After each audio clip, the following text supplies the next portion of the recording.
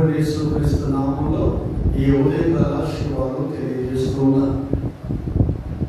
అందరికీ వందనాలండి. Praise the Lord. దేవునికి మహిమ కలుగుగాక. మనము సమయాన్ని సద్వినియోగం చేస్తున్నాం. కార్యాలను చేయకుండా నేరుగా దేవుని వాక్యంలోకి వెళ్దాం. దైవ దర్శనం కలిగిన వ్యక్తి జీవితం గురించి మనం ధ్యానిస్తున్నాం. ఆ దేవుడు పక్షపాతం లేని దేవుడు. నీకు నాకు పక్షపాతం ఉంటుందేమో కానీ మనల్ని ప్రేమించే దేవుడికి పార్షాలిటీ, పక్షపాతం వన్ సైడ్ ఉండే దేవుడు కాదు. పాత నిబంధన భక్తులు ఎలా ప్రేమించాడో అంతకంటే ఎక్కువ మనల్ని ప్రేమిస్తున్నాడు. పాత నిబంధన భక్తులు గొర్రెపిల్ల రక్తం చేత విమోచించబడ్డారు. మనమేమో దేవుడి కుమారుడైన యేసుక్రీస్తు రక్తం చేత విమోచించబడ్డాం. నేను అంటాను, వారికంటే మనం ధన్యులము. కాబట్టి వారు జీవించిన జీవితంలో మనం జీవించలేకపోతున్నాం. వారికి పర్మనెంట్గా పరిశుద్ధాత్మ దేవుడు వారు నివసించడానికి అవకాశం లేని దినాల్లో భక్తి చేశారు. కానీ మనలో పర్మనెంట్గా ఉండడానికి పరిశుద్ధాత్మ దేవుడు వచ్చారు. ఆయన మనలో ఉన్నారు, కానీ భక్తిని కొనసాగించలేకపోతున్నాం. హల్లెలూయా. ఆ రోజుల్లో ఉన్న భక్తులకు బైబిల్ కానీ ఇలాంటి సంఘాలు కానీ సహవాసాలు కానీ లేవు. అయినా వారు గొప్ప విశ్వాసనీయులుగా ఉన్నారు. మనకు మందిరాలు, సహవాసాలు, సంఘాలు, ఆత్మీయులు, అన్ని రకాల అనుభవాలు ఉన్న విశ్వాసంలో మనం వెనుకబడిన పరిస్థితిలో ఉన్నాం. అయితే ఆ కాలానికి ఈ కాలానికి తేడా లేదు, కానీ మనం ఆలోచించే విధానమే రాము. మన ఆలోచన సరైనదే తప్పు. హల్లెలూయా. ఆశ లేని వ్యక్తికి, ఆకలి లేని వ్యక్తికి అన్నం పెడితే తినలేడు. దాహం లేని వ్యక్తికి నీళ్ళు ఇస్తే తాగలేడు. అవును, నన్ను ప్రేమించి నా కొరకు ప్రాణం పెట్టిన ఆ యేసయ్యకి ఏమి ఇష్టమో ఆయనకు నచ్చినట్టుగా జీవించాలన్న ఆలోచన మనకు లేకపోతే మనం కూడా న్యూట్రల్గా ఉంటాం, సహజంగా ఉండిపోతాం. అంటే స్తంభించిపోతాం. భౌతికంగా మార్పులు రావచ్చు, కానీ స్పిరిచువల్గా మార్పులు రావు. మనసులో మార్పు రాదు, ఆలోచనలో మార్పు రాదు.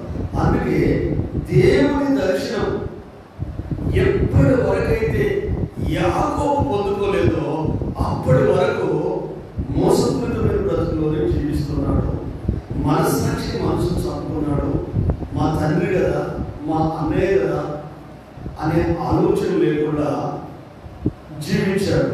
ఎప్పుడైతే దైవ దర్శనం కలిగిందో ఆ దర్శనంలో ముందు కొనసాగినప్పుడు వాళ్ళ మమ్మీ వాళ్ళ అన్నయ్య లాభం 20 సంవత్సరాలు వేధించారు, బాధించారు. ఇప్పుడు తిట్టిన మాటల కంటే, అన్న మాటల కంటే మనం ప్రవర్తించే ప్రవర్తన ఉండే అది మనిషిని చాలా బాధ పెడుతుంది. మాట్లాడకుండా మౌనంగా ఉంటూ మన వ్యతిరేకతను, మన అసహ్యాన్ని, మన కోపాన్ని ప్రవర్తన ద్వారా బాధపెడతామే, అది ఇంకా గాయం కలిగిస్తుంది. అలాంటి గాయాలు ఎన్నో అనుభవించాడు, ఎన్నో భరించాడు, ఎన్నో ఓర్చుకున్నాడు. తన జీవిత జర్నీలో, జీవిత ప్రయాణంలో తన ఊహించిన సంఘటనలు, ఇలాంటి పరిస్థితులు ఉంటాయా, ఇలా ఉంటుందా అని అనుకునే అనుభవాలు, మేనమామ ద్వారానే పిల్లలిచ్చిన మామే 20 సంవత్సరాలు నివసించారు. చాలాసార్లు మన అనుకున్న వాళ్ళే మనల్ని బాధ పెడతారు. మన అనుకున్న వాళ్ళే మనల్ని మానసికంగా కృంగరిస్తారు.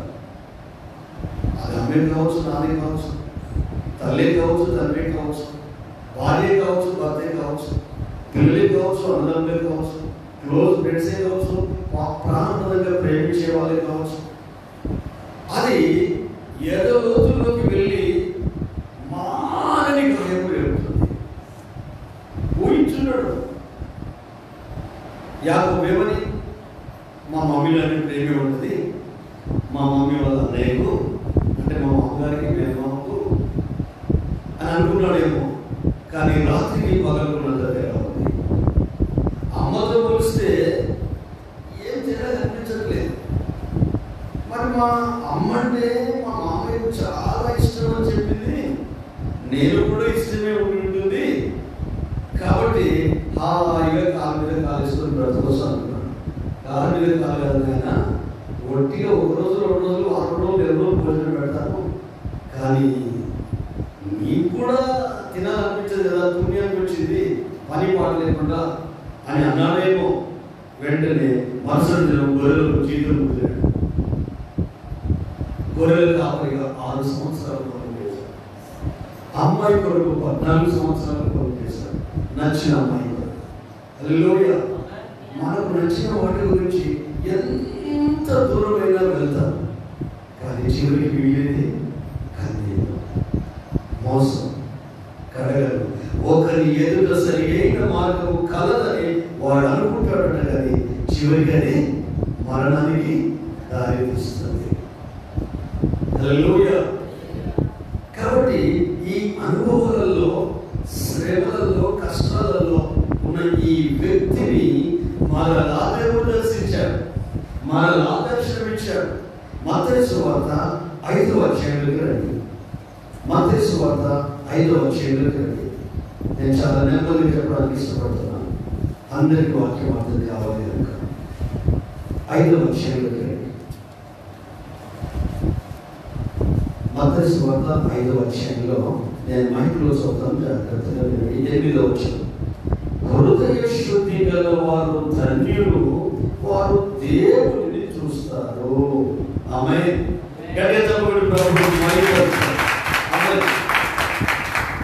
ఈ హృదయ శుద్ధిని ఎవరు కోరుకుంటారో వారు దేవుడిని చూస్తారు. మనసులో మలినం పెట్టుకుని, హృదయంలో కుళ్ళు పెట్టుకుని, ఆలోచనలో వంకర బుద్ధి పెట్టుకొని ఏవేవో ఆలోచిస్తూ ఉంటే మన ప్రార్థన ప్రభు సన్నిధికి చేరదు. కీర్తనకారుడు అంటాడు, నా హృదయంలో నేను పాపాన్ని లక్ష్య పెట్టి నేను నీకు మొరపెడితే నా మనవి నీవు వినకపోదువు. ఆమేన్. హృదయాన్ని ఎవరు చూడలేరు కదా, మనసుని ఎవరు చూడలేరు కదా, ఆలోచనలు ఎవరు చూడలేరు కదా, తలంపులను ఎవరు చూడలేరు కదా, ఊహలను ఎవరు చూడలేరు కదా. ఒకవేళ సీసీ కెమెరా లాగా నీ మెదడులో నువ్వు ఏం ఆలోచిస్తున్నావో, ఏం తలంపులు వస్తున్నాయో, నీ ఊహలేంటో అది తెలుసుకునే ఒక చిన్న చిప్ నీ మెదడులో పెడితే స్క్రీన్ మీద పడుతూ ఉంటుంది. హల్లెలూయా. నీ అస్సలు రంగు బయటపడుతుంది, నీ అస్సలు గుణం బయటపడుతుంది. బయటికి చూస్తేనేమో చాలా హుందాగా ఉన్నాం. ఒకవేళ అటువంటిది ఏదైనా వచ్చిందనుకో ప్రజలందరూ కంట్రోల్ అయిపోతారు, వాళ్ళ మనసు కంట్రోల్ అయిపోతుంది, వాళ్ళ ఆలోచన కంట్రోల్ అయిపోతుంది. కానీ బైబిల్ వాక్యం చెప్తుంది, నేను పాపము చేయకుండానట్లు నీ వాక్యమును నా హృదయములో ఉంచుకొని ఉన్నాను. గట్టిగా చదువుకోండి. హల్లెలూయా. కీచి వదిలిపెట్టినట్టు ఉండదు మీ రోగుల్లాగా. ఏదైనా వాక్కు మీ మనసును, మీ హృదయాన్ని స్పందిస్తే హల్లెలూయా అన్నారు, చప్పట్లు కొట్టాలి. మీ అందరూ మీరే ఉంటుంది కదా, చిన్నపిల్లలు ఆడుకునే దాన్ని కీర్తి టీవీలో కొడుతూ ఉంటాడు. అట్లా ఉండదు. ఏదైనా వర్డ్ ప్రభు మిమ్మల్ని పుట్టినట్టు తాకినట్టు స్తోత్రం అక్కడ చప్పట్లు కొట్టాలి. అలాగని నేను వాక్యం చెప్పకుండా అడ్డుపడినట్టు చేయదు, పరిశుద్ధాత్మతో నింపకూడదు. హల్లెలూయా. మీరు క్రికెట్ చూస్తున్నప్పుడు మీకు నచ్చిన వ్యక్తి బ్యాటింగ్ పెట్టినప్పుడు అతడు 6 or 4 కొడితే నువ్వు చప్పట్లు కొడతావు లేదా, ఎగిరికి అందిస్తా పక్కులోని. ఇది జీవితాన్ని అంటే వాక్. దేవుని మాట ఏదైనా నీకు మనసును తాకితే వెంటనే స్తుతించడం ప్రారంభించాలి. హల్లెలూయా. దర్శనం ఎవరు కలుగుతుంది? దేవుడు ఎవరితో మాట్లాడతారు?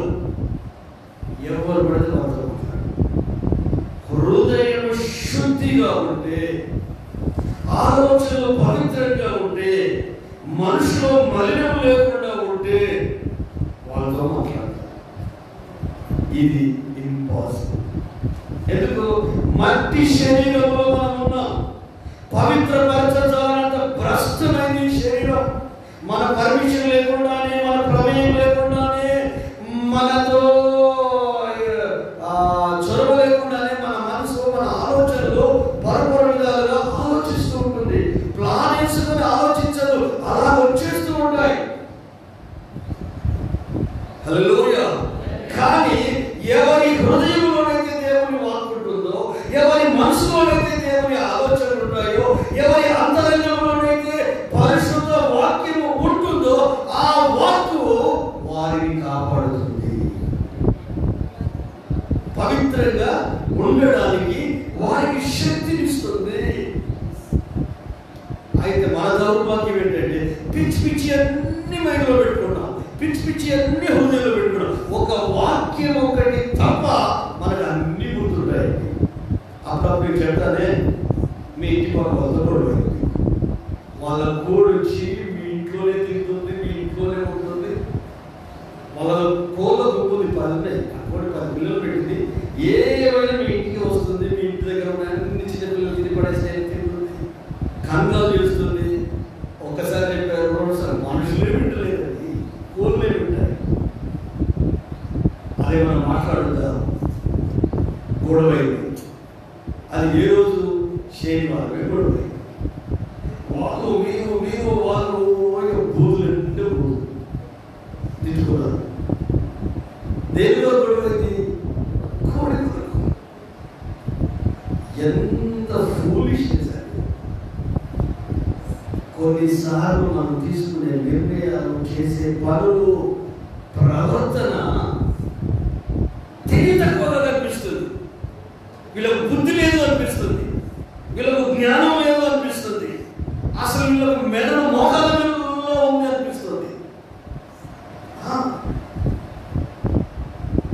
ఒక అరిస్టాటిల్ అనే శాస్త్రవేత్త అన్నాడు, సరి అయిన సమయంలో, సరి అయిన పరిస్థితిని బట్టి, సరి అయిన విధానంలో కోపగించేవాడే రైట్ పర్సన్.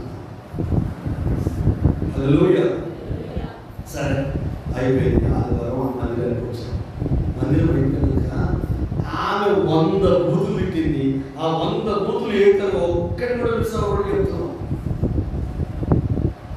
ఆదివారం 10 నిమిషాలు కాదు, 5 నిమిషాలు 100 బూతులు చెప్పాడు.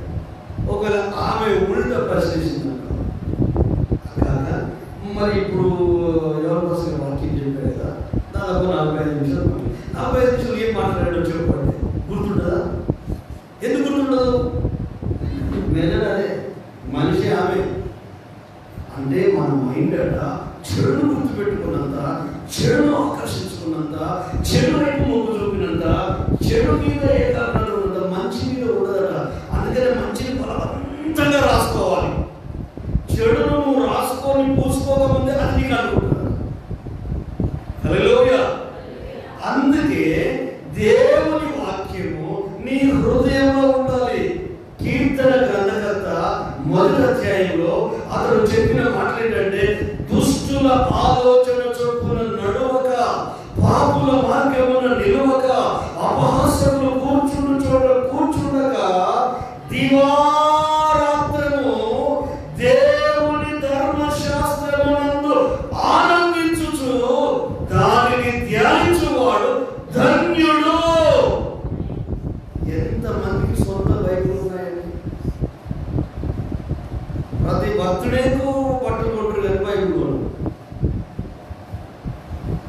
ప్రతి సండే మటన్ చికెన్ తీసుకుంటారు కానీ ఒక బైబిల్ ఉండదు. నీకు దర్శనం లేదు, దైవ ప్రత్యక్షత లేదు. ఈ రోజు ఈ బైబిల్ మన చేతిలో ఉండడానికి దీని వెనుక చాలా మంది ప్రయాసం. ఇందులో దేవుని జ్ఞానం ఉంది, ఇందులో దేవుని హృదయం ఉంది. వాక్కుని ఎవరైతే ప్రేమిస్తారో, వాక్యాన్ని ఎవరైతే ప్రేమిస్తారో, యేసుక్రీస్తు స్వయంగా ఈ భూమి మీద ఇలాంటి మీటింగ్ లో ఉన్నప్పుడు ఆయనను కన్న తల్లిదండ్రులు, ఆయన తర్వాత పుట్టిన సహోదరి సహోదరులు వచ్చారు. వస్తే మీలాంటి పెద్ద మనిషి వచ్చి యేసయ్య వాక్యం చెబుతూ ఉంటే, అయ్యా మీ తల్లి, మీ సహోదరి సహోదరులు వచ్చారంటే, ఎవరు నా తల్లి, ఎవరు నా సహోదరు,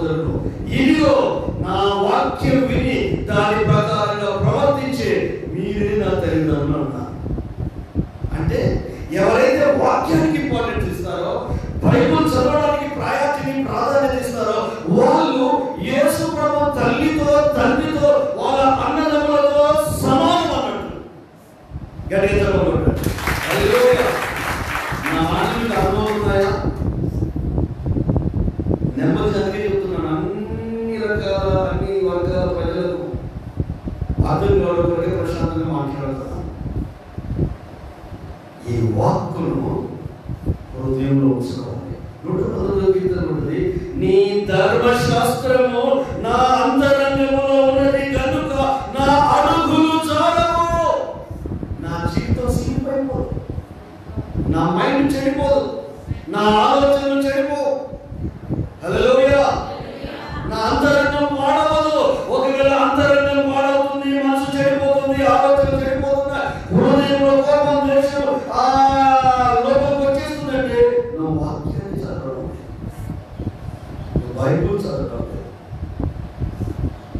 దేవుని వాక్యం నందు ఆనందించు దివారాత్రము దాన్ని ధ్యానిస్తే వాడు ధన్యుడు. అట్టి వాడు నీటి కాలువ ఎవరన నాటబడినదై ఆకు వాడక తన కాలమందు ఫలమిచ్చు చెట్టు వలె ఉంటాడు. అతడు చేసేదంతా సఫలమవుతుంది, సక్సెస్ అవుతుంది. అపజయాలు ఉండదు, ఓటమి ఉండదు, నిరాశ ఉండదు, భయం ఉండదు, ఆందోళన ఉండదు, రోగం ఉండదు, జబ్బు ఉండదు. ఎందుకంటే అతడు దేవుని వాక్యం మనమేం చేయాలంటే ఆ దైవ దర్శనం మనకు కావాలి అంటే మన హృదయంలో వాక్యం ఉండాలి. ఆ వాక్య ప్రత్యక్షత ఎవరికైతే ఉంటుందో వారికి ధైర్యం ఉండాలి. పాత నిబంధన గ్రంథాలు అంతా చదవండి. ఇప్పుడు నేను మీతో ఎలా మాట్లాడుతున్నానో దేవుడు వారితో అలా మాట్లాడేవాడు. నేను మాట్లాడుతుంటే మీరు వింటున్నారు కదండి. అలాగే అసలు నాకు విచిత్రం అనిపించింది, అసలు ఎట్లా పాసిబుల్ అవుతుంది, ఎట్లా సాధ్యమవుతుంది. చూడండి 35వ మాదికాడు, త్వరగండి 35వ అధ్యాయం మాదికాడు మొదటి నుంచి చదువుతాను వినండి. 35వ అధ్యాయం మాదికాడు. దేవుడు యాకోబుతో మైనస్ లాగా కింద ఉంటాడు. దేవుడు యాకోబుతో మాట్లాడుతున్నాడు, నీవు లేచి బేతేలుకు వెళ్ళి అక్కడ నివసించి నీ సహోదరుడైన ఏశావు ఎదుట నుండి నీవు పారిపోయినప్పుడు నీవు కనబడిన దేవునికి అక్కడ బలిపీఠము కట్టుకోమని చెప్పగా. హల్లెలూయా. ఎవరితో మాట్లాడుతున్నారు చెప్పండి? దేవుడు యాకోబుతో మాట్లాడుతున్నాడు. మరి నీతో ఎప్పుడన్నా మాట్లాడారు? మనుషులు మాట్లాడతారు, ఇంటి పక్కలు ఐటి పక్కలు మాట్లాడతారు, పిల్లలు మాట్లాడతారు, కుటుంబ సభ్యులు మాట్లాడతారు, ఉద్యోగం చేసే స్థలంలో కొలీగ్స్ మాట్లాడతారు, పెళ్ళికి వెళ్తే బంధువులు మాట్లాడతారు, క్లోజ్ ఫ్రెండ్స్ మాట్లాడతారు. మీరు సంభాషించుకోవడానికి మీకు సెల్ ఫోన్ కూడా ఉంది. అటువంటి హలో అంటే ఇటువంటి ఎవరు మీరు అంటారు. నేను పలానా అంటే బాగున్నారా అని అడుగుతారు. అవును చాలా నాలైంది నీ వాయిస్ వినగా అంటారు. అవును ఇప్పుడు గుర్తొచ్చామా మీకు అంటారు.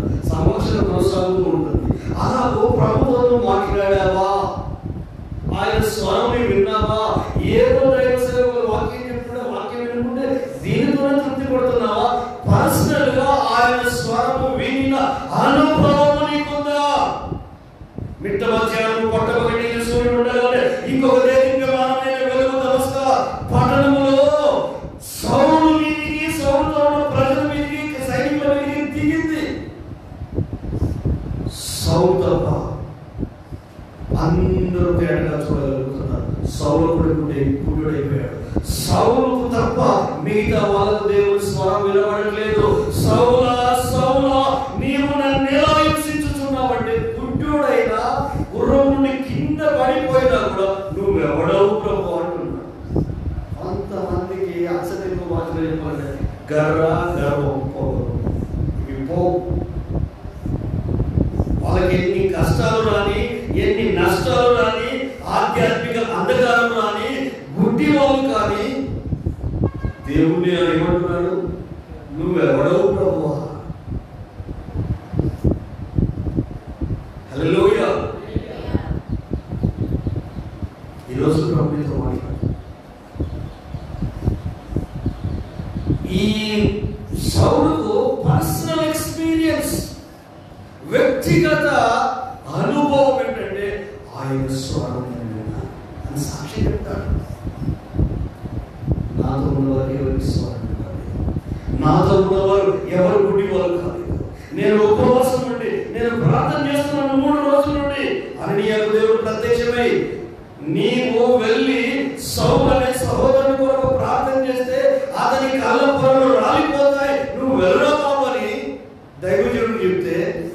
ఆత్మీయుడు చెప్తే అతడు దేవునికే ప్రసంగం చేస్తుంది.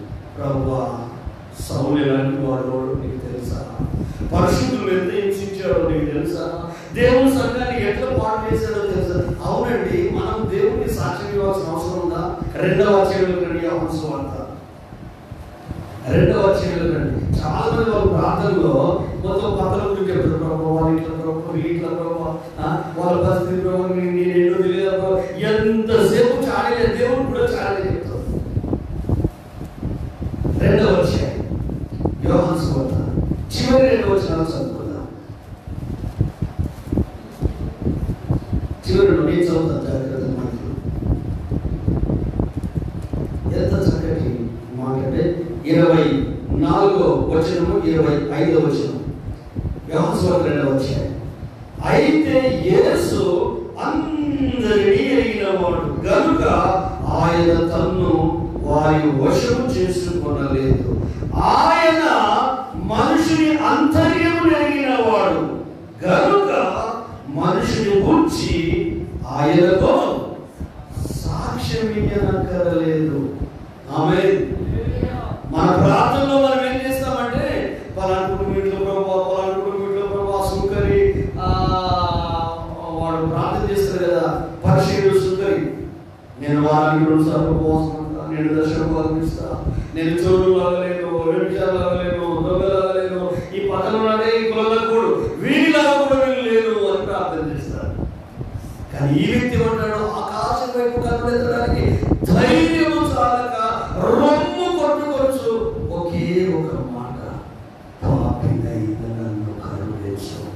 ఎందుకు? ఆయన మనిషి అంతర్యం లేనివాడు. నీ పుట్టు పూర్వోత్తరాలు తెలుసు, నీ లక్షణాలు తెలుసు, నీ గుణగణాలు తెలుసు, నీ వ్యక్తిత్వం తెలుసు, నువ్వు ఎప్పుడు ఎలా ఉంటావో తెలుసు, నిమిషానికి ఎలా మారిపోతావు, గంటకి ఎలా మారిపోతావు, దినానికి ఎలా మారిపోతావు, ఉదయం నుండి సాయంకాలం వరకు ఎన్ని రంగులు మార్చుతావో నీ దేవునికి తెలుసు. మనుషులకు తెలియదు, మనుషులకు తెలియదు. అయితే ఈ రోజు నా ప్రభు అంటున్నాడు, వ్యక్తిగతంగా ఆయన స్వరం వినిన అనుభవం ఉందా? సౌలుకు ఉంది. ఎవరికైతే దేవుని స్వరం వ్యక్తిగతంగా వినిన అనుభవం ఉందో వాళ్ళు మునుపటిలాగా జీవించలేరు, బ్రతకలేరు. ఒకప్పుడు ఇచ్చిన వ్యక్తి, ఒకప్పుడు సంఘాన్ని పాడు చేసిన వ్యక్తి, ఒకప్పుడు ఈ మార్గంలో ఉన్న వారిని నాశనం చేయడానికి అధికారం పొందుకొని అధికారంతో పత్రాలు పట్టుకొని వస్తున్న వ్యక్తిని దేవుడు దర్శించి తన స్వరం వినిపించి 3 రోజులు కంటిగా చీకటి సడన్గా మన కలుపోయి అనుకున్నాను మందిలో ఉన్నాడు. ఏం కనిపించలేదు అనుకున్నాను. మన ఫీలింగ్స్ ఎలా ఉంటాయి, మన భావోద్వేగాలు ఎలా ఉంటాయి? పెళ్లిగారి పిల్లలు నన్ను ఎవరు చేసుకుంటున్నారు? హల్లెలూయా. పెళ్ళైన వాళ్ళు ఉన్నారు అనుకో, ఇప్పుడు నాకు ఏమర్థం అవుతుంది? 3 రోజులు కంటిగా చీకటి. అప్పుడు అనేది పిచ్చోడా, అతడు నా నామం కొరకు శ్రమలు నిధులు భరించాల్సి, నా చేతి సాధనగా అతను వాడుకోబోతున్నాను. నువ్వు వెళ్ళి ప్రార్థన, నువ్వు నాకే చెప్పొచ్చావు. వెళ్ళి ప్రార్థన చేసి, సౌల సహోదరుడ, మార్గమందు నీకు కనిపించిన ఆ యేసు నీకు దృష్టి కలుగుడుగా చెప్పాడు. దృష్టి పొందమన్నాడు, దేవుడు వాక్యం చెప్పాడు, దర్శించాడు. ఆ తర్వాత లైఫ్ అన్ అయిపోయింది. ప్రతి ఒక్క జీవితంలో టర్నింగ్ పాయింట్ ఉంటుంది. అక్కడి నుండి ఒక కొత్త వ్యక్తి. ఈ బాధ ఏవైతే ఉన్నాయో అవి ఇసుమంతా కూడా ఈ సౌలులో కనిపిస్తున్నాయా? యేసే క్రీస్తుని ప్రకటించడం మొదలు పెట్టాడు, యేసుకుడు దెబ్బతినడం మొదలు పెట్టాడు, యేసుకుడు అవమానపడడం మొదలు పెట్టాడు. యేసుతో తిరిగిన శిశువులే ఇతని నమ్మలే. రాత్రి మనిషి మారినంటే ఇదేదో వీపుతున్నట్టున్నది, గ్రామం అంటున్నది, ఏదో మాస్టర్ పాలించినట్టు మానవ బుద్ధి కదా, మనిషి నేచర్ కదా, మానవ జ్ఞానం కదా. ఇలా 10 తీరు ఆలోచించుకోవడం కంటే మాట్లాడే దేవుడు ఉన్నాడు కదా, దర్శనమిచ్చే దేవుడు ఉన్నాడు కదా. ఈ సౌలు నిజమైన మార్పుసేనా? ఈ సౌలు నువ్వు పిలుపునిచ్చావా? ఈ సౌలు నువ్వు దర్శించావా? నిజంగా చెప్పేదంతా వాస్తవేనా అని ప్రభువును అడిగి చూస్తే పరిశుద్ధాత్మ దేవుడు నీతో మాట్లాడతాడు. నీకు నీవే ఊహించేసుకొని, నీకు నీవే అనుకొని సౌలును దగ్గరకు రానివ్వకుండా మళ్ళీ మాస్టర్ ప్లాన్ వేస్తున్నాడని భయపడితే అందులో దైవ ప్రత్యక్ష కలిగిన ఒక మంచి బిలీవర్ ఉన్నాడు. అతని పేరే బర్నబా. అతనికి అపోస్తులు హెచ్చరిక పుత్రుడు అని పెట్టారు. దాని అర్థం ఏంటంటే ఆదరణ పుత్రుడు. ఎవరు కష్టాల్లో ఉన్నా వాళ్ళని అర్థం చేసుకుంటాడు. వీళ్ళు ఎవ్వరి దగ్గరికి తీయలేదు. నాకు దేవుడు కనిపించాడయ్యా, ఏసే కనిపించాడయ్యా, చనిపోయి తిరిగి లేచిన మహిమస్వరూపుడు ఏసే కనిపించాడయ్యా, నేను స్త్రీలను ఇబ్బంది పెట్టానయ్యా, పురుషులు ఇబ్బంది పెట్టానయ్యా, చుట్టుపట్టి లాక్కొచ్చానయ్యా, అవమానపరిచానయ్యా, హింసించానయ్యా, స్త్రీలాంటి మంచి సంఘ పెద్ద సాగు సమ్మతించానయ్యా, నాకు రోగ బ్రతుకయ్యా, బాధ బ్రతుకయ్యా, నాకు నమస్కార పట్టణంలో ఆయన స్వరం విన్నాను, పొగరుతో నువ్వు ఎవడో ప్రభు అన్నాను. అయినా నా మీద కోపగించుకోలేదు. తన దాసుని పంపించాడు. అతను ప్రార్థన చేస్తే 3 రోజుల తర్వాత నా నేత్రాలు తెరవబడ్డాయి. బాప్తిసం తీసుకున్నాను, వాక్యం విన్నాను, యేసయ్య కొరకే సాధన నిలబడ్డాను. మరి అలాంటి టైంలో ఒక వ్యక్తి భోజనం పెట్టాడు. ఈ సాక్షి బర్నబా అపోస్తులకి కోసం. ఎందుకంటే అతని భూములు జాగలు అన్నీ అమ్మి అపోస్తుల పాదం మీద పెట్టి సేవకు సమర్పించుకున్నాడు. ఒక విశ్వాసి సేవకు సమర్పించుకొని ఏ స్థాయికి ఎదిగాడంటే అపోస్తులుని స్థాయికి ఎదిగాడు. హల్లెలూయా. అపోస్తులుని స్థాయికి. ఇప్పుడు ఉదాహరణకు నేనే ఉన్నాను. అయ్యగారు మా ప్రాంతానికి వచ్చి సువార్త చెప్పాడు. ఆయనే ప్రాక్టీస్ ఇచ్చారు. హల్లెలూయా. ఆయనే వాక్యం నేర్పించారు. ఈరోజు ఆయన పక్క కూడా వాక్యం చెప్పే అవకాశం. 3 రోజులు మహాసభలు ఉంటే అదే చెప్పాలి. ఒకరోజు నేను చెప్పాలి, మిగతా 2 రోజులు నేనే చెప్పేది, లాస్ట్ డే అయ్యే చెప్పేది. భార్యాభర్తల మీటింగ్ అంటే నాకు ఏమి ఎక్స్పీరియన్స్ ఉంది, ఆయనకు అనుభవం ఉంది, చదువు ఉంది, అభిషేకం ఉంది, నడిపింపు ఉంది. కానీ నా వయసు తక్కువ, ఒక 10 years బ్యాక్ అనమాట. ఇప్పుడున్న పరిపక్వత కూడా అప్పుడు లేదు, ఇప్పుడున్న మెచ్యూర్ కూడా అప్పుడు లేదు. కానీ కుటుంబం ఉంది. ఆ కుటుంబం తాను గుర్తించి వైఫ్ అండ్ హస్బెండ్ నీవే దేవుడు వాక్యాన్ని అందించాలంటే అది రికార్డ్ చేసి టీవీలో ప్రచారం చేస్తే ఎంతో మంది విడిపోయిన భార్య భర్తలు కష్టపడాలి. నా గొప్పతనం చెప్పట్లేదు, నా గొప్పతనం చెప్పట్లేదు. అంటే ఒక విశ్వాసి స్థాయి నుండి మెల్లమెల్లగా ఏ స్థాయికి ఎదిగించాడు. ఎందుకు? సమర్పణ ఉన్న వారిని ఎదిగిస్తారు, డెడికేషన్ ఉన్న వారిని ఎదిగిస్తారు, సమస్తాన్ని ప్రభుకి ఇచ్చిన వారిని ఎదిగిస్తారు. అన్ని ఇస్తాం, కానీ మన గర్వాన్ని, మన ఆహారాన్ని దేవుని బాధ దగ్గర పెట్టాం. అది మనతోనే ఉంచుకుంటాం. అందువలన కష్టాలు, నష్టాలు, ఇబ్బందులు, గర్వము వలన జగడమే పుట్టున్నాం. కొట్లాటలు, గొడవలు ఎక్కడ జరుగుతుంది? ఈ అహం జరుగుతుంది, నేను అనే స్వభావం జరుగుతుంది. ఎన్నిటికి వచ్చుకున్నాను పరిచయం, సేవలు ఎన్నిటికి వచ్చుకున్నాను, ఆకలి ఫుడ్లకు మొక్కలు కడుపులు పెట్టుకుని నీళ్ళకు ప్రార్థన చేసి పడుతుంది. ఇప్పుడేమో అసలు భోజనమే చేయాలనిపించలేదు. ఎందుకంటే అందరూ భోజనం పెట్టలేదు, ఎక్కడ పోయినా మటన్ చికెన్. ఆరోగ్య దృష్ట్యా ఈ చికెన్ మటన్నే అవాయిడ్ చేద్దాం అనుకుంటున్నాను. కూరగాయల భోజనానికి పరిమితం అవ్వాలనుకుంటున్నాను. ఎందుకంటే ఎక్కువ మాంసం తింటే కూడా ఆరోగ్యం పడతారు. నెలలో అమాసలో ఉన్నట్టు తింటే మంచిది. అది కొంచెం ఇక న్యూజిలాండ్ ముందు తీసుకోకపోతే ఇంకా మాకు ఎట్లుండదు, ఎక్కడ లోకుడికి అయితే బాగుంటుంది. మేము ఒక 5 ఉన్నాం స్టార్టింగ్లో. నన్ను తప్ప అయ్యగా అందరికీ లోకుడికి తీసుకునేవాడు. ఫేతుల్లో మాకున్న బెస్ట్ కరెక్ట్ అంటే చింతపండు శాతం, నీళ్ళ శాతం 90, చింతపండు శాతం 10%. లైవ్లో వస్తుంది. నేనేమో అబద్ధం ఆడట్లేదు, ఎవరిలో మాట్లాడమన్నా మాట్లాడగలుగుతారు. హల్లెలూయా. అందులో ఉప్పు ఉండదు, కారం ఉండదు. ఉప్పు కారం అయితే మేము చెప్పినట్టు వినమండి. నన్ను చూస్తే మీరు ఆశ్చర్యపోదు. సీడ్ పువ్వుల కట్టెలా ఉంది, ఉప్పు లేదనే,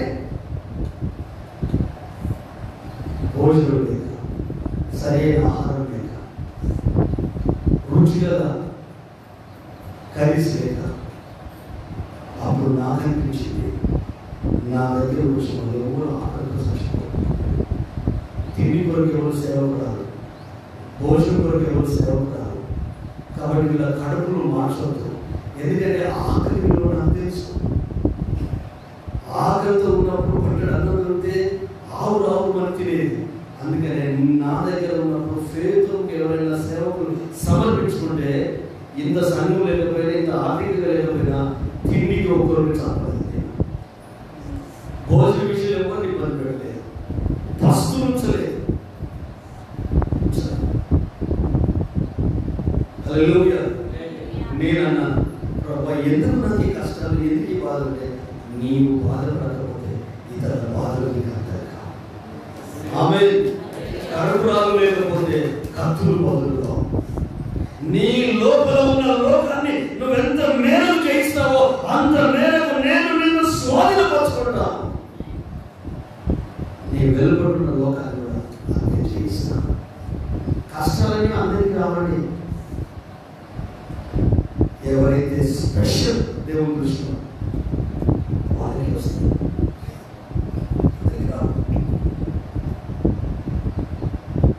ఐదులో ఒక 12 మంది ఉన్నారు.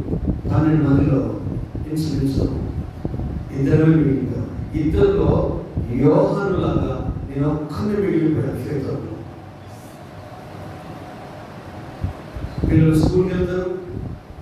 10 అయిందంటే పాస్టర్ మా పరిచయకి వెళ్తారు. ఆ ఇంటికి లాగేసి పెడతారు. నకలిగా ఇంటికి ఒకసారి నేను ఆ ఇంటికి ముందు కాపాడుకుంటాను. ఒక 1 year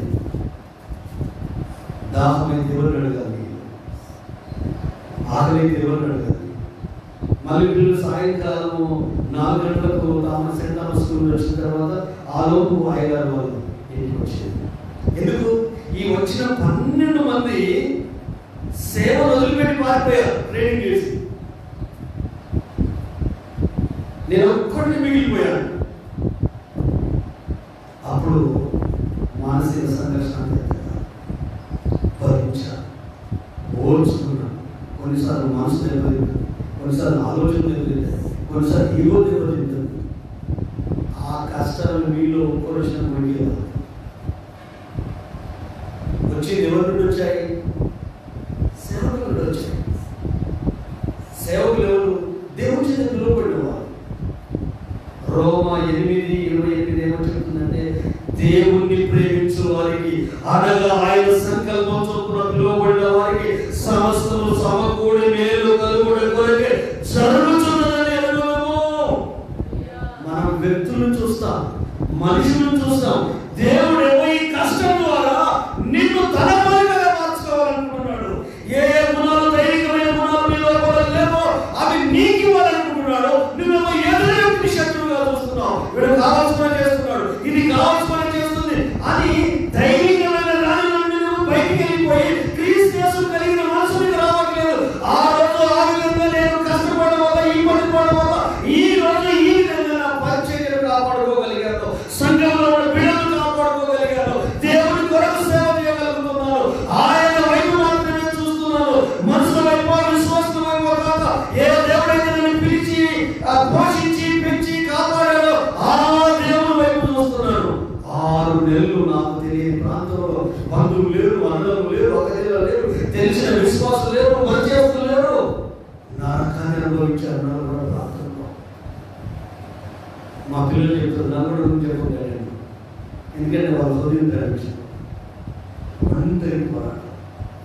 అప్పుడు ఫోన్ కూడా లేదు ఫోన్ చేయడానికి. దర్శనము. ఆమేన్. ప్రభు దర్శనము, ప్రభు పిలుపు లోపల ఇప్పటికీ ఆయన ఎదురు చూస్తూనే ఉన్నాను.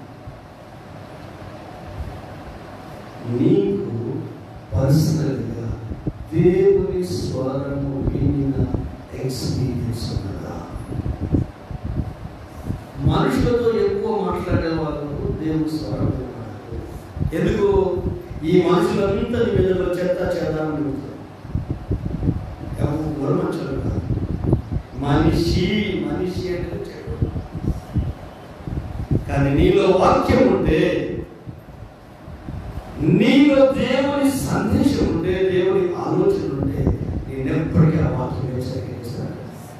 నువ్వు అలా ప్రవర్తించకూడదు, నువ్వు అలా మాట్లాడకూడదు. నీలో పరిశుద్ధాత్మ దేవుడు 24 గంటలు ఆలోచన చేస్తున్నాడు. నీ గుండెలో, నీ హృదయంలో, నీ మనసులో ఆయన సంప్రదించి చూడు, ఆయన నుంచి ఆలోచన పొందుకొని చూడు, ఆయన దగ్గర నుండి నడిపింపు పొందుకొని చూడు.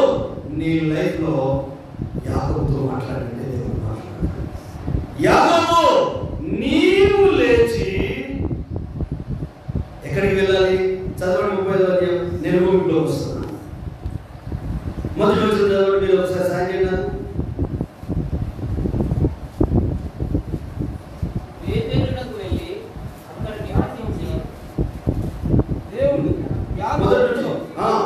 నీవు లేచి బేతేలుకు వెళ్ళి అక్కడ నివసించి నీ సహోదరుడైన ఏశావు ఎదుట నుండి నీవు పారిపోయినప్పుడు నీకు కనబడిన దేవునికి అక్కడ బలిపీఠం కట్టుమని చెప్పగా యాకోబుకు కథని గుర్తు చేస్తున్నాడు. ఆమేన్. ఇక్కడ ఉన్న ప్రతి ఒక్కరికి ఈరోజు ఈ కథని గుర్తు చేస్తున్నాడు. యేసయ్య దగ్గరికి రాకముందు నీ కథ ఏంటి? నీ లైఫ్ స్టైల్ ఏంటి? నీ జీవన విధానం ఏంటి? నీ బ్రతికేంటి? నీ జీవితం ఏంటని దేవుడు గుర్తు చేస్తున్నాడు. యాకోబు, ఏశావు ఎదుట నుండి పారిపోయినప్పుడు నీకు ప్రత్యక్షమయ్యానే, ఆ బేతేలుకు నీవు వెళ్ళాలి. వెనక్కి వచ్చి ఎక్కడ దర్శనం పొందావో అక్కడికి వచ్చాయి, ఎక్కడ అభిషేకం పొందావో అక్కడికి వచ్చాయి, ఎక్కడ మేలు పొందావో అక్కడికి వచ్చాయి, ఎక్కడ నీతో మాట్లాడావో అక్కడికి వచ్చాయి. గతాన్ని గుర్తు చేశారు. ఒకవేళ మనం గతం కనుక మర్చిపోయామనుకో ఫోర్స్ కొడుతాం. మన గతాన్ని కనుక మర్చిపోయామనుకో గల్లు వేస్తాం. మన గతాన్ని కనుక మర్చిపోయినామనుకో ఈ బట్ట తీసి శాతం పిచ్చి ప్రవర్తిస్తాం. గతం ఎవరికైతే గుర్తుండదో ఆనికి మనీకి ఆ బలిష్ఠుడైన దేవుని చేతి కింద ఆనికి ఉంటారు. తగిన సమయంలో వారిని దేవుడు హెచ్చిస్తాడు. ముందు వచ్చిన చెవుల కంటే వెనుక వచ్చిన కొమ్ములు పెరగబడ్డాయి. కొమ్ములు చూసి పొడిచిపోతాం. కొమ్ములు వస్తే ఊరుకోం కదా, పొడుస్తాం. ఇట్లా చూడు, నా కొమ్ములు దీవించబడచ్చు, ఆశీర్వదించబడచ్చు, హెచ్చించబడచ్చు, ఆరోగ్యంగా ఉండొచ్చు, ఆనందంగా ఉండొచ్చు, నీకు అన్ని రకాల సుఖాలు రావచ్చు. కానీ నీ లేక ముందు నీ లైఫ్ ఏంటి? నీ జీవితం ఏంటి? భయంతో బిక్కు బిక్కుమనే బతుకు,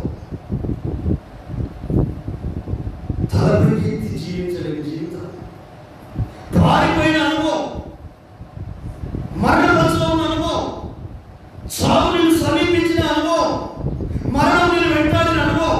నీవు నీ పిల్లలు పక్కన వాళ్ళ దగ్గరికి వెళ్ళి కిలో అరకిలో బియ్యం తెచ్చుకొని నీవు కడపడ్డ కట్టుకొని పిల్లలకు పెట్టి జీవించిన అనుభవం. గతాన్ని మర్చిపోయారనుకో మనకు పుట్టగలేదు. నా లైఫ్లో ప్రతిరోజు నా గతాన్ని గుర్తు చేస్తాను. లేకపోతే రుబాబు చేసేవాడిని, పెత్తనం చేసేవాడిని, అధికారం చెలాయించేవాడిని, ప్రతి ఒక్కరు చూసి అరిచేవాడిని. ఎందుకు? గర్వం వస్తుంది. స్థితిగతులను బట్టి నా లైఫ్ నాకు తెలుసు, నా జీవితం నాకు తెలుసు. ఏ గుండె నుండి తీయబడ్డాను, ఏ రాయి నుండి తీయబడ్డాను, నా బ్యాక్గ్రౌండ్ ఏంటి. పెద్ద చదువుకున్న కుటుంబాలు కావు. ఇంట్లో ఎవరికి చదువు లేదు. 9 మందిలో నా ఒక్కరికి చదివించాను. అది 10వ తరగతి 4 సబ్జెక్టు తగ్గాను. ఇప్పటికీ చదవాలన్న ఆలోచన రాలేదు. పెద్ద పెద్ద పాస్టర్లు కలిసిన వాళ్ళకు డిగ్రీలు ఉంటాయి. నాకే డిగ్రీ లేదు, ఎస్ఎస్సి ఫెయిల్ అంటారు. హల్లెలూయా. గతం నన్ను పడవకుండా కాపాడుతుంది. గతం నన్ను దేవుళ్ళు స్థిరపరుస్తుంది. గతం నన్ను హెచ్చించుకోకుండా చేస్తుంది. గతం నా అనుభవాలు ఉన్నాయి. ఢిల్లీలో నిజామాబాద్ జిల్లా పెద్ద చర్చ్, 1000 మంది పాస్టర్స్ పాస్టర్ అనుభవాలు ఆస్ట్రేలియాలో ట్రైనింగ్ చేసి అక్కడ కొన్ని సంవత్సరాల దైవజనులు ఇక్కడ కొంతమందికి ట్రైనింగ్ ఇచ్చి ఇన్సూరెన్స్లో ఒక 250 మంది పాస్టర్స్ మీటింగ్లో నా అనుభవం జరిగింది. వాళ్ళ దేవుడు మాకు ఇచ్చిన అవకాశం. హల్లెలూయా. కోనూరు నుండి బస్ ఎక్కి గన్పూర్కి వెళ్ళాలంటే ఉప్పులకు నడిచి బస్ ఎక్కి గన్పూర్లో దిగాలి. అలాంటి నన్ను ఫ్లైట్లో దింపాడు. హల్లెలూయా.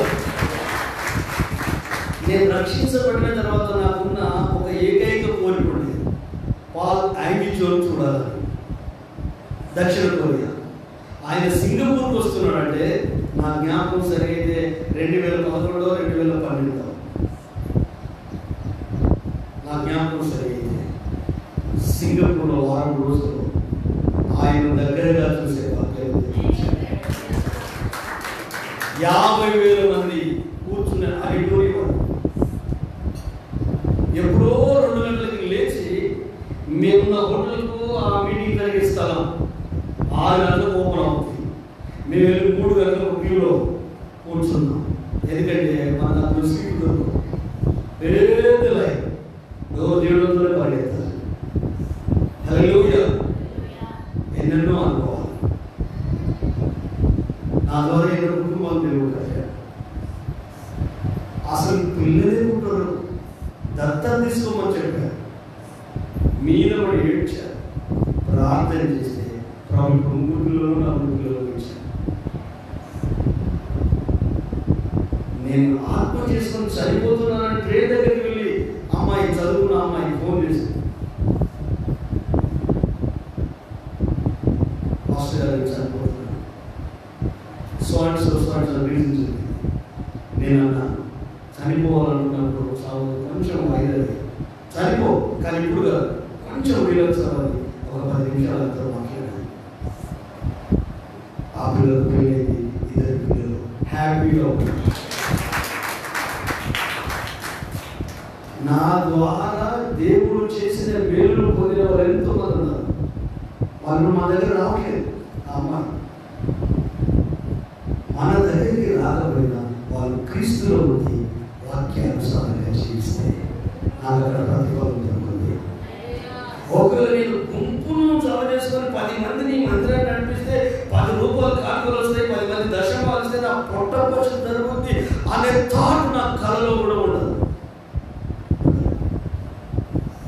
ఎందుకంటే బతుకు తెరుగుడు సేవ చేసేవాడు సేవ అడుగు తిరుగుతాడు కూడా దొరుకుతాడు. ఇప్పుడు మాయ మాటలు చెప్పి బ్రతుకులేమా, ఆ మాట ఈ మాట చెప్పి మొత్తం పబ్బలు కట్టుకుంటేమా, అలా బ్రతకవచ్చు. కానీ బైబిల్ పట్టుకోవాల్సిన అవసరం లేదు. హల్లెలూయా. నేను కొంతమంది అంటారు బైబిల్ పట్టుకుంటే ఒంగలేక దొంగలు కలిసి ఎస్ఎస్పీ దగ్గర నుండి నేను పనిపోయాను. ఒక 1 year మా అక్క వాళ్ళ దగ్గరికి ఇసుక తట్టబోయడానికి వెళ్ళేది. ఆ రోజుల్లో ఆ తట్ట ఎంత దగ్గర ఉండేదండి, అది మోసిన వాళ్ళకి తెలుసు. ట్రాక్టర్ మీద బరువు ఉండేది. ఊరు నుండి నందరం వెళ్ళి ఈతకలు తీసుకొచ్చి అమ్మేది.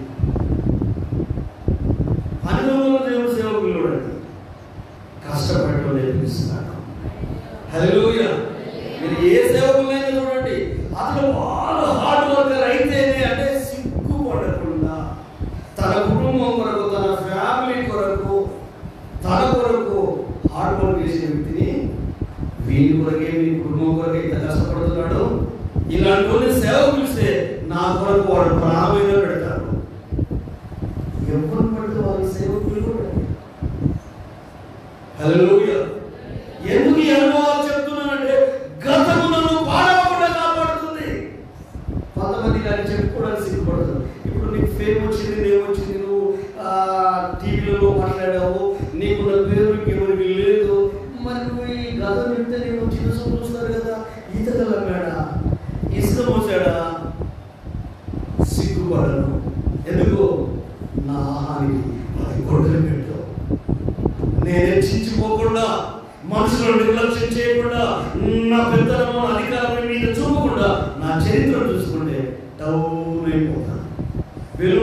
బాగానే ఉంటుంది.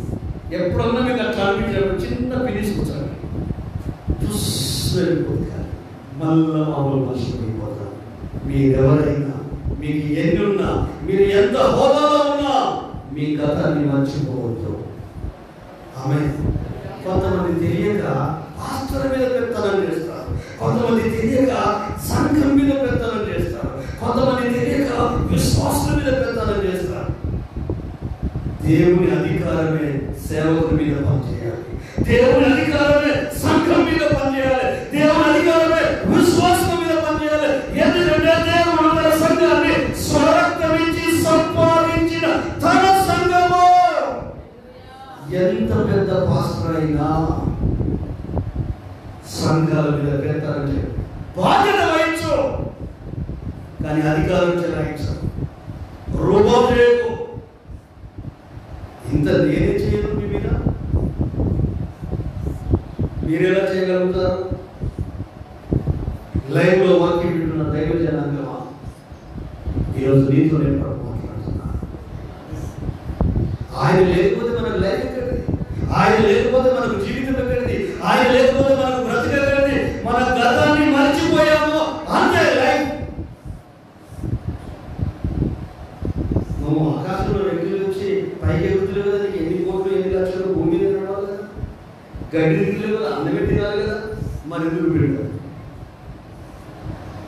ఎందుకు తలపో, ఎందుకు తలపిస్తారు? కారణం నీ గతం మంచిగా.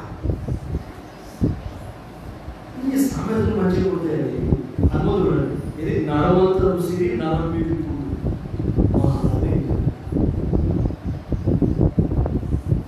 ఇప్పుడు మౌనం, ఇప్పుడు చెప్పకూడదు. దేవుని స్తోత్రం. హల్లెలూయా. గతాన్ని మర్చిపోవద్దు, తగ్గింపులు వస్తాయి, తుంపుకోండి.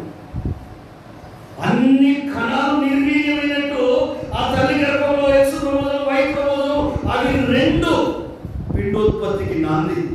కానీ అవి రెండు కాకముందు కొన్ని కోట్ల కణాలు నిర్వీర్యమైనట్టు నీవు కణరూపంలో ఉంటే, నువ్వు ఉన్నప్పుడే నిర్వీర్యమైపోతే ఈరోజు నీకు ఈ రూపం ఉన్నా, ఈ స్థాయి ఉన్నా, ఈ స్థానం ఉన్నా, తల్లిదండ్రులు ఉన్నా, అన్నదమ్ములు ఉన్నా, కుటుంబం ఉన్నా, ఈ భూమి మీద నువ్వు పడుతువా, నీకు రక్షణ వచ్చిన అనుభవం వచ్చిన ఆ కణరూపంలోనే అన్ని కణాలుగా నీవు నిర్వీర్యమైపోతే నీ లైఫ్ ఏంటి? అందుకే మానవుని జీవితం అట నీటి బుడగ, ఆవిరి, త్రాసు మీద ఉన్న ధూళి. ఆమేన్. ఎవరు విసిపడద్దు. నీకెన్నెన్నో ఏమీ లేకపోని నువ్వు యేసయ్య కుమారుడివి, యేసయ్య కుమార్తె. ఆ దైవదర్శిని కలగాలంటే యాకోబు నీవు లేచి యోసేపు ఎదురు నుండి పారిపోయినప్పుడు పేతురులో నీకు ప్రత్యక్షమయ్యాను కదా, నీవు అక్కడికి బయలుదేరు. ఆ అనుభవం నీకు కావాలి అంటే తొలి అనుభవం, మొదటి అనుభవం. వారు వచ్చింది, ఎద్దులు వచ్చారు, దసరాలు వచ్చారు, గొర్రెలు వచ్చాయి, ఎడ్లు వచ్చాయి, మందలు వచ్చాయి. హల్లెలూయా. అన్నీ వచ్చేసాయి, కానీ స్టార్టింగ్ పాయింట్ మర్చిపోయారు.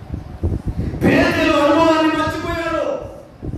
అమ్మ దగ్గర నుండి, నాన్న దగ్గర నుండి, అన్న దగ్గర నుండి పారిపోతూ వస్తూ ఆ మార్గ మధ్యంలో పడుకున్నప్పుడు కలబడింది, దర్శనం కలిగింది. అక్కడ వాగ్దానం చేశాడు, మొక్కుబడి చేసుకున్నాడు. ఏమని? నేను వెళ్ళిన చోట నువ్వు నన్ను కాపాడాలి, తినడానికి నాకు ఆహారం ఇవ్వాలి, కట్టుకోవడానికి వస్త్రాలు ఇవ్వాలి, అప్పుడే నీవు నాకు దేవుడవు. నాకు వచ్చిన పదవులు నీకు ఇస్తాను, మొక్కుబడి చేసుకున్నాడు.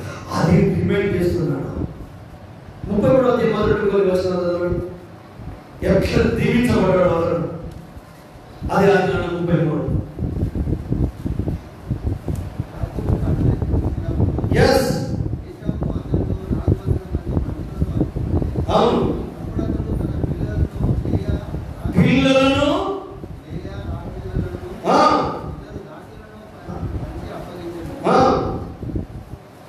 చదవండి.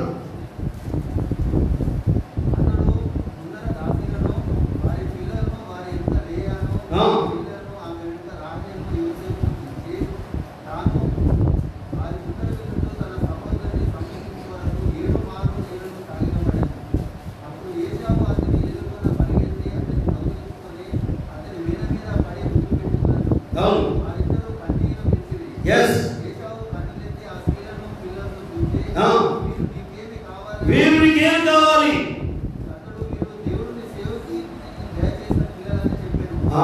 దేవుడు నీ సేవకునికి నీ దాసునికి దయచేసిన పిల్లలు మందలు గొడ్లు గోద ఫస్ట్ కర్రతో బయలుదేరిన వ్యక్తి దీవించబడ్డాడండి, ఆశీర్వదించబడ్డాడండి, వృద్ధిలోకి వచ్చాడండి, అభివృద్ధి పొందాడండి, దర్శనమిచ్చాడండి. ఒంటరిగా వెళ్ళిన వ్యక్తి భార్యలు, పిల్లలు, గొర్రెలు, మందలు, ఆస్తిపాస్తులు అన్నీ ఉన్నాయి, కానీ అసలు మర్చిపోయాడు. ఆమె స్టార్టింగ్ పాయింట్ మర్చిపోయాడు, దర్శనాన్ని మర్చిపోయాడు, దేవుని నడిపింపును మర్చిపోయాడు, ఆత్మీయతను మర్చిపోయాడు, విశ్వాసాన్ని పక్కకు పెట్టాడు, భక్తిని పక్కకు పెట్టాడు, సమర్పణను పక్కకు పెట్టాడు, త్యాగాన్ని పక్కకు పెట్టాడు. భయంలో ఉండి బిక్కుగా ఉంటున్నప్పుడు దేవుడు దర్శనమిచ్చి మాట్లాడుతూ నువ్వు వ్యాపిస్తావు, నిన్ను దీవించేలాగా నిన్ను విడిచిపెట్టనని వాగ్దానం చేసిన ఆ దేవునికి ఆ రాయి ప్రతిష్ఠించి నూనె పోసి ఇది మందిరం అవుతుంది, నీవు నాకు దేవుడు అవుతావు, నన్ను కాపాడితే, నన్ను పోషిస్తే, నాకు వస్త్రాలు ఇస్తే, నాకు వచ్చిన పదవంతులు ఇస్తాడు. సమృద్ధి వచ్చిన తర్వాత చేసిన వాగ్దానాలు మర్చిపోయాడు. రాజకీయ నాయకులాగా, విశ్వాసంలో కూడా రాజకీయ నాయకులు వాళ్ళకు వాగ్దానాలు చేయడమే తెలుసు, ఇప్పుడు తెలియదు. నేను ఎప్పుడు వాగ్దానం చేయమన్నా పాస్టర్ ఏమన్నా నెట్టాడా? నేను వాగ్దానం చేయాలి. మొక్కుబడి చేసుకున్నావు, ఆపదలో ఉన్నప్పుడు, కష్టంలో ఉన్నప్పుడు మొక్కుబడి చేసుకున్నావు, నష్టంలో ఉన్నప్పుడు మొక్కుబడి చేసుకున్నావు, దిక్కుదోచిన పరిస్థితుల్లో మొక్కుబడి చేసుకున్నావు, అందరూ వదిలేసినప్పుడు మొక్కుబడి చేసుకున్నావు, ఒంటరితనంలో ఉన్నప్పుడు మొక్కుబడి చేసుకున్నావు. ఆ మొక్కుబడిని ఈ రోజు వరకు కూడా నువ్వు నెరవేర్చాలంటే నీ ఇల్లు జాగా అమ్మిక. నువ్వెవరికి మాటించావు? ఆకాశం అందున్న దేవుడికి, నీలో ఊపిరిని పోచాడు ఆ దేవుడికి మాటించావు. మనుషులు కాదు, సంఘానికి కాదు, విశ్వాసం కాదు, సేవకులు కాదు, ఆ దేవుడికి మాటించావు. సీరియస్నెస్ లేదు. ఎందుకు నువ్వు దీవించబడలేకపోతున్నావు? ఎందుకు నువ్వు ఆశీర్వదించబడలేకపోతున్నావు? నువ్వు అల్లాడబ్బా ఎందుకు జీవిస్తున్నావు? నువ్వు ఎవరికి మాటించావు? దేనికి మాటించావు? వెళ్ళి యుద్ధాన్ని వెళ్ళి అడుగు. ఒక్కతే కూతురు యుద్ధానికి వెళ్ళే ముందు నా ఇంటి నుండి ఏదైనా వస్తే అది నీకు దహన బలి అన్నాడు. దహన బలి అంటే చంపడమే. ఒకటే ఒక కుమార్తె ఉంది యవనస్తురాలు. అయ్యో నా కుమార్తె, నా ప్రాణాన్ని తల్లడిల్ల చేశావు, నా దేవునికి మాటిచ్చాను, నేను వెనుక తీసుకోలేదనగా ఆ కూతురు నాన్నను మాటిచ్చావా? అయితే మాట మీద నిలబడు. నువ్వు దేవుడికి మాటిచ్చావు, మనుషులకు కాదు. ఒక 2 నెలలు నాకు అవకాశం ఇవ్వు, నా కన్నెత్తుల గురించి నేను ప్రారంభిస్తాను. నాతో కొంతమంది తీసుకుని కొండ మీద పవిత్రపరచుకోవడానికి నాకు అవకాశం ఇవ్వు, నా ఆలోచనలు నా మనసును పవిత్రపరచాలి. ఆ తర్వాతనే బైబిల్లో ఇది ఒక్కటే నరబలి, ఇంకేది లేదు. నేను నరబలి గురించి మాట్లాడలేదని దేవునికి మాటించిన తండ్రి కూతురుతో చెప్పిన మాట అంటే, నేను దేవునికి మాటించాను, వేరుగా తీయలేను. మరి మీ పరిస్థితి ఏంటి? మన పరిస్థితి ఏంటి? హల్లెలూయా. నా కొడుకును సేవకిస్తానన్నా, ఏది? నా కూతురు సేవకిస్తానన్నా. కొంతమంది కూతురుస్తే నాకు ఆశ్చర్యం అనిపిస్తుంది.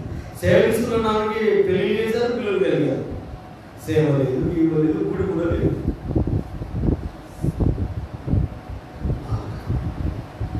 మనుషులు మొక్కుబడి చేసి ఇవ్వకుండడం కంటే మొక్కుబడి చేసుకోకుండడమే మంచిది అని ప్రసంగి గ్రంథకర్త అన్నాడు. ఒకవేళ ఎవరైనా మొక్కుబడి చేసుకుంటే దాన్ని నెరవేర్చడానికి త్వరపడాలి. మన ఫ్యామిలీస్ పర్వాలేదు, దేవునికి మొక్కుబడి చేసిన దానికంటే 100 రెట్లు నష్టపడాం, 100 రెట్లు నష్టపడాం. అన్ని కోల్పోతున్నావు, కానీ ఎందుకు కోల్పోతున్నావు గుర్తించట్లేదు, ఎందుకు లాస్ అయిపోతున్నావు గుర్తించట్లేదు. ఆయన మొక్కుబడి ఇంకా నువ్వు చెల్లించలేదు. నువ్వేం చేస్తావో తెలియదు. అప్పు సప్పు చేసి ఇంకా జరగాల్సిన నష్టాలు అడ్డుమంట వేయాలి. నేను ఎవరు మొక్కుకున్నావు? పాస్టర్ చెప్పాడా? కాదే. నీకు వచ్చిన కష్టం నేను మొక్కుకునేటట్టు చేసింది, నీకు వచ్చిన ఆమోద నీవు మొక్కుకునేటట్టు చేసింది. మరి నీ మాటలు నీనే నెరవేర్చకపోతే దేవుడికి ఇచ్చి నీ జీవితం అనే కార్యం ఎలా జరుగుతుంది? ఎప్పుడైతే 2వ చిత్రంలోని 35వ అధ్యాయంలో ఆ మాట నేను చదివి ప్రార్థనలో ముందుకు వస్తాను. ముగించుకున్నాను. యాకోబు తన ఇంటి వారితోనూ తన యొద్దనున్న వారందరితోనూ పారవేసి శుచిపరచుకొని మార్చుకొని మనము లేచి బేతేలునకు వెళ్ళుదాము. గట్టిగా మైపడుతాం. నా శ్రమ దినమున నాకు ఉత్తరమిచ్చి మనం కళ్ళు మూసుకుందాం. లేచి వెళ్ళి మనం కళ్ళు మూసుకుందాం. నా ప్రభు నీతో మాట్లాడుతున్నాను. హృదయ శుద్ధి గల వారు ధన్యులు, వారు దేవుడిని చూస్తారు. నీ హృదయం శుద్ధిగా ఉండాలంటే ఆయన వాక్కుని అంతరంగంలో ఉండాలి. మెదడులో కాదు, హృదయంలో ఆయన వాక్యం ఉండాలి. అందుకే పౌలు గ్రంథకర్త ఏమంటాడు తెలుసా? క్రీస్తు వాక్యము సమృద్ధిగా మీ హృదయములో నివసింపనీయుడి. ఆ వాక్యము మీ ప్రవర్తనను మారుస్తుంది. ఆ వాక్యము మీ గుణగణాలను మారుస్తుంది. ఆ వాక్యము యేసు వలె మిమ్మల్ని తీర్చిదిద్దుతుంది. చెత్త చెదారం మీ మైండ్లో ఉంది. వాక్యానికి విరుద్ధమైన ఆలోచనలు హృదయంలో ఉన్నాయి. నీ ఆత్మకు, నీలో ఉన్న పరిశుద్ధాత్మకు, నీ రక్షణ జీవితానికి, దేవుని నడిపింపు విరుద్ధంగా ఉన్న ఊహలు మీ అంతరంగంలో ఉన్నాయి. అందుకే సాతానుడు వెలుగుదూత వేసుకొని నిన్ను నీ కుటుంబాన్ని ఎదగనివ్వట్లేదు. ఎన్ని సంవత్సరాలైనా చేయి చాసే పరిస్థితి నుండి ఈ రోజు చేయి చాసి ఇచ్చే స్థితికి నువ్వు ఎదగలేకపోతున్నావు.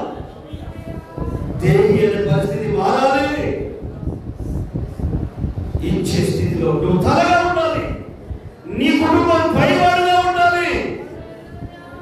ఇచ్చేవాడిగా ఉండాలి. రక్షించబడి ఎన్ని సంవత్సరాలు, ఎన్ని దినాలు, ఆర్థిక దీవులు లేవి. ఇంకెప్పుడు అప్పుల నుంచి బయటపడతావు? ఇంకెప్పుడు రోగాల నుంచి బయటపడతావు? ఇంకెప్పుడు ఆ హాస్పిటల్ తిరగడం మానేస్తావు? ఇంకెప్పుడు డాక్టర్లకు తగలేయడం మానేస్తావు? ఏంటి కోసం? నీ కష్టాలు కదా, చెప్పడానికి కష్టపడ్డావు కదా. నీ కష్టాలు బైబిల్ నీ చేతుల కష్టాలు నీవు నీ పిల్లలు అనుభవించాలి. డాక్టర్లు కాదు, వడ్డీ వ్యాపారులు కాదు, నీవే అనుభవించాలి. నీవే అనుభవించాలి. ఉందా నీకు పర్సనల్ ఎక్స్పీరియన్స్ ఉందా? దేవుడు నీతో మాట్లాడిన అనుభవం నీకుందా? దేవుడు నిన్ను దర్శించిన అనుభవం నీకుందా? మూర్ఖుడు, గర్విష్టి, మతనిష్ట కలిగిన వాడు, మానవత్వం కూడా లేకుండా స్త్రీలను, పురుషులను చుట్టుపట్టి ఇచ్చుకొచ్చి స్టెఫెన్ చావుకు కారణమైన వ్యక్తి, సంఘాన్ని హింసించిన వ్యక్తి, దేవునికి, దేవుని పరిచర్యకు, దేవుని బిడ్డలకు, దేవుని సేవకు, దేవుని సేవకులకు విరుద్ధంగా ప్రవర్తించిన వ్యక్తి. మనుషులకు కాదు, దేవునికి, దేవుని సేవకే, దేవుని పరిచర్యకే, దేవుని సంఘానికే మూర్ఖంగా ఉన్న వ్యక్తిని దేవుడు దర్శించాడు. మధ్యాడు 3 సంవత్సరాలు గుడ్డివాడైపోయాడు. 3 రోజులు క్షమించాలి, 3 రోజులు గుడ్డివాడైపోయాడు. తడులాడుతున్నాడు. ఏమైపోయింది ఆ మతనిష్ట? ఏమైపోయిందా తెలివి? ఏమైపోయిందా జ్ఞానము? ఏమైపోయింది ఆ బుద్ధి? తల విరుస్తానంతో వీడు దేవుడు దెబ్బ కొడితే లైఫ్ లో కోల్పో, మరణించేంత వరకు మనసును నాటి పెట్టుకుంటావు. నువ్వెవరిని అంటున్నావు? నువ్వెవరికి వ్యతిరేకంగా మాట్లాడుతున్నావు? నువ్వు దేనికి వ్యతిరేకంగా మాట్లాడుతున్నావు? ఆ మాటలు నీలో ఉన్న పరిశుద్ధాత్మ దేవుడు, నీలో ఉన్న వాక్యము ఆమోదిస్తుందా? ఎస్, నువ్వు రైట్ మాట్లాడాలని నీలో ఉన్న పరిశుద్ధాత్మ దేవుడు చెప్తే గో హ్యాడ్, ముందుకెళ్ళు, నిర్మించబడతావు. కానీ దేవుడు దర్శనం కలిగింది, దేవుడు స్వరం వినబడింది. కానీ నువ్వెవడో ప్రభు అంటున్నాడు. అవును, మనకు అన్నీ తెలుసు, మనకి అన్ని అనుభవాలు. కానీ నువ్వు కూడా అంటున్నావు నీవు ఎక్కి నీతో నాకేంటి, నువ్వెవరు, నాకు అవసరమే లేదు, కుదరదు. భార్యతో నువ్వు నాకు అవసరం లేదు, భర్తతో నువ్వు నాకు అవసరం లేదు, కుదరదు అంటున్నాడు. మూఢత్వంగా ఏంటి, అజ్ఞానంగా ఇంకేంటి? మాట్లాడుతున్నాడు దేవుడితో. తన వ్యక్తి గుడిలో అయిపోయాడు. అతడు నా కొరకు నిలబడవలసిన వ్యక్తి, నా నామాన్ని గణపరచాల్సిన వ్యక్తి, సాధారణ అధికారంలో దేవుని అధికారంలో నడిపించాల్సిన వ్యక్తి అంటే ఇతడు అంటాడు, అయ్యా అతని గురించి తెలియదు. వాడు మూర్ఖుడు, యెరూషలేములో పరిశుద్ధులను హింసించిన వాడు, కనికరం లేని వాడు, మృగాని కన్నా కనికరం ఉండదు, ఆ మనిషి కనికరం ఉండదు. నాకు లెక్చర్ చేయకు, నాకు ప్రసంగం చేయకు, నేను మనిషిని అంతర్యం కలిగిన వాడు, ఆది నుండి అంతం వరకు చూడగలిగిన దేవుడు, నాకు లోబడి నేను చెప్పినట్టు విని వారి జీవితాలను అప్పగించుకుంటే వారిని జనులకు ప్రపంచానికి దీవెనకరంగా మార్చే దేవుడు. నువ్వు నాకు చెప్పాల్సిన అవసరం. అవును, మన జీవితాలు అంతా కూడా చూడగలిగిన దేవుడు. రేపు పొద్దున ఏమవుతావో, ఎలా మారిపోతావో, నీ గుణాలు ఎలా ఉంటాయో, నువ్వేం మాట్లాడతావో, ఎలా ప్రవర్తిస్తావో, ఎలా జీవిస్తావో నాకు తెలియకపోవచ్చు, సంఘంలో విశ్వాసం తెలియకపోవచ్చు, కానీ నువ్వు నమ్మిన ప్రభువు తెలుసు, నువ్వు ఇష్టమైన ప్రభువు తెలుసు. ఆయన ప్రభువు సాక్ష్యం ఇవ్వాలి, ఆయన ప్రభుని ప్రభు సాక్ష్యం జీవించాలి, ఆయన నామాన్ని గణపరచాలి, ఆయన నామ ఘనత కొరకు నీవు నీ కుటుంబం సిలువలో వస్తున్నవారి. ఎంతోమంది మీ ఫ్యామిలీస్ ద్వారా, సంఘస్థుల ద్వారా, విశ్వాసుల ద్వారా, సేవకుల ద్వారా విడుదల పరిచర్య జరగాలి. సైతం చేతులకు విడిపించబడాలి, అపవాది చేతులకు విడిపించబడాలి, దయ్యాల నుండి విడిపించబడాలి, ఆ దేవుని బలమైన కార్యాలు జరగాలి. ఇక్కడ ఉన్న మిమ్మల్ని లైవ్లో చూస్తున్న వారిని పరిశుద్ధాత్మను ప్రశ్నిస్తున్నాడు, నీవు దేవుని స్వరం విన్న అనుభవం నీకుందా? ఎంతో మంది చెబుతున్నారు దేవుడు నాతో మాట్లాడాడు. నిజంగా మాట్లాడితే, మాట్లాడాడని నువ్వు సాక్ష్యం ఇస్తే నీ జీవితం మారుతుంది, నీ ప్రవర్తన మారుతుంది. మారక ముందు సౌలును చూడు, మారిన తర్వాత సౌలును చూడు. దేవుడి విషయంలో ఎక్కడ కాంప్రమైజ్ కాదు. ఏ స్థాయికి ఎదిగాడంటే, నేను యేసుని వెంబడిస్తున్నాను, మీరు నన్ను వెంబడించండి అని చెప్పే స్థాయికి ఎదిగాడు. ఆకాశమందున్న దేవుడే ఇతనికి కలిగిన ప్రత్యక్షతలు గొప్పగా ఉన్నాయి, ఇతడు పాడవడం నాకు ఇష్టం లేదు, అందుకే దేవుడు ముళ్ళు ఉంచారంటే హెచ్చించుకోకుండా. ఈరోజు నా ప్రభుత్వం మాట్లాడుతున్నాడు, సహోదరి సహోదరుడా, ఆయన సన్నిధిలో తీర్మానం తీసుకుంటావా? యాకోబుతో దేవుడు మాట్లాడుతున్నాడు. ఏమని మాట్లాడుతున్నాడు? యాకోబు, నీవు లేచి నీ అన్నయ్య ఏసావు యోధుడిని పారిపోయావే, బేతేలు, ఆ బేతేలు వెళ్ళా. కథ గుర్తొచ్చింది. భార్య పిల్లలు కొట్టు కూడా మందలు సమృద్ధి అభివృద్ధి మర్చిపోయాడు. దీవించబడిన తర్వాత నీ మొదటి స్థితిని మర్చిపోతావా? వృద్ధిలో వచ్చిన తర్వాత నీ మొదటి స్థితిని మర్చిపోతావా? ఆశీర్వదించబడిన తర్వాత మొదట ఉన్న భక్తి ఏది, మొదట ఉన్న విశ్వాసం ఏది, మొదట ఉన్న సమర్పణ ఏది, మొదట ఉన్న త్యాగం ఏది? ఆ పుట్టుకుడు తిన్నప్పుడు నీ విశ్వాసంలో ధనవంతుడు, సమర్పణలో ధనవంతుడు, భక్తిలో ధనవంతుడు, ప్రేమలో ధనవంతుడు, ప్రేమించడంలో ధనవంతుడు, ఆరాధించడంలో ధనవంతుడు, పరిగెత్తుకొని రావడంలో ధనవంతుడు, ప్రభు పరిచయంలో ధనవంతుడు, మంచి మనస్సాక్షి కలిగి సంపూర్ణ సమర్పణతో నీవు నీ కుటుంబం బ్రతికే దినాలు గుర్తు చేసుకో.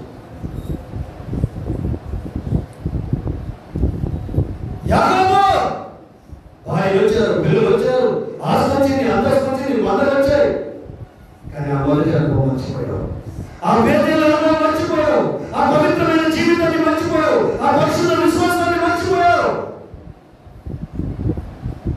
వెనక్కి తిరిగి వచ్చాయి. ఇక్కడ ఉన్న ప్రతి వ్యక్తితో దేవుడు మాట్లాడుతున్నాడు. నీ కథ నీకు తెలుసు, గర్వ మాటలు నీ నోటిలో, తలవిస్తాను నీకు, ఓడ చూపు నువ్వు చూడవు, గర్వం చూపు నీకు రావు, నోటికి ఇష్టం వచ్చినట్టు మాట్లాడదు. ఆ రోజు ఆ దినము ఆ యేసయ్య లేకపోతే ఈరోజు ప్రాణాలతో ఈ మందిరంలో ఈ స్థలంలో నీ ఉండేదానివేనా, ఉండేవాడివేనా?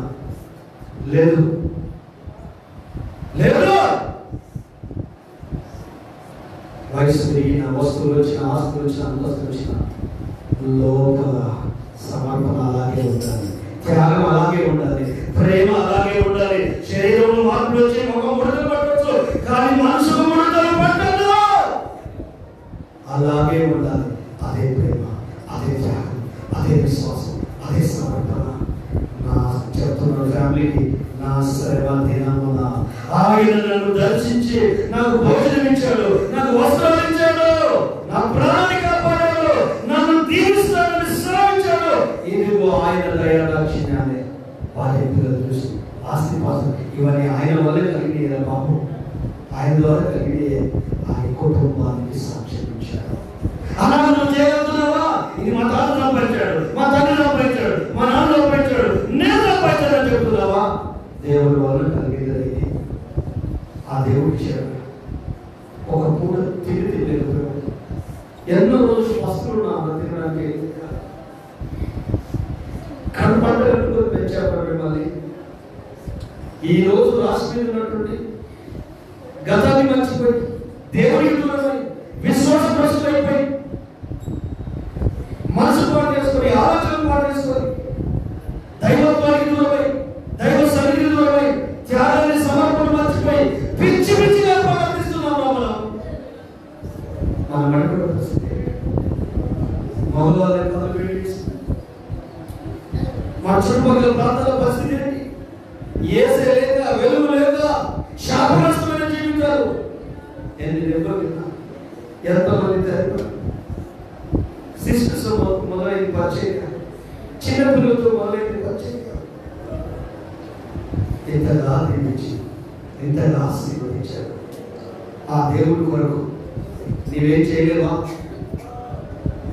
మనం ఉన్నా లేకున్నా దేవుడు రాబట్టే వరకు మందిరం ఉంటుంది, మందిరం ఉంటుంది. చేయి దేవుడి కొరకు. ఈ పక్క స్థలం కొంటాం, 50 మంది ముందుకు రండి, లక్షలు ఇచ్చేవాళ్ళు, ఒక 50 మెంబర్స్ ముందుకు రండి, ఎన్నో లక్షలు ఇంటిని ఇప్పుడు పెట్టావు. ఆ స్థలం నీ పిల్లలకు దీవెనకరంగా మారుతుంది. చిట్టేది గిరిగి తీసుకోలేము. ₹1,00,000 మించిన ఆస్తి, పిల్లలు వారికి బంగారు భవిష్యత్తు ఇస్తాడు, వాళ్ళకు చదువులు ఇస్తాడు, ఉద్యోగాలు ఇస్తాడు, గవర్నమెంట్ జాబ్లు ఇస్తాడు, మంచి భాగస్వాములు ఇస్తాడు, మంచి భాగస్వాములు ఇస్తాడు.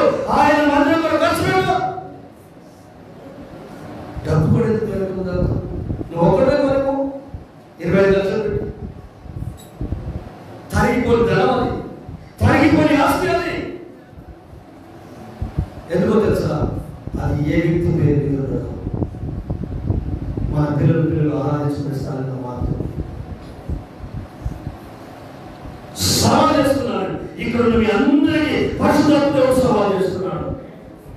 నేను ప్రారంభించ పెట్టాను, ఎన్నో వేలు చేశాను నా మందిర స్థలం కొరకు. నీ కుటుంబం 1 లక్ష ఉంది. ఒక 100 ఇక్కడ ఎంతమంది ఉన్నారు? ఎన్ని కుటుంబాలు? 70 కుటుంబాలు ఇవ్వండి. మా ఇవ్వండి. మీకు నష్టమే కాదు. మీరు ఎంత పేద